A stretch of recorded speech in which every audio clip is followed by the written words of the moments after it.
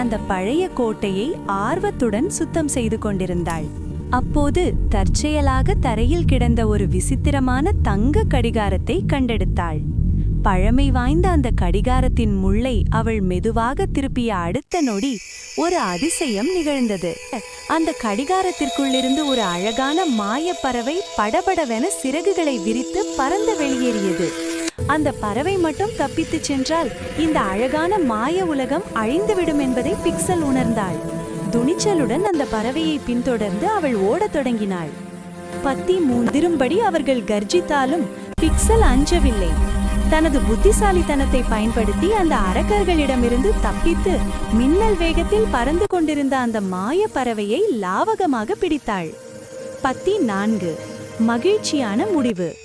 மெதுவாக அந்த பறவையை மீண்டும் கடிகாரத்திற்குள் அவள் வைத்தபோது மாய உலகம் மறைந்து மீண்டும் பழைய நிலைக்கு திரும்பியது. எல்லாம்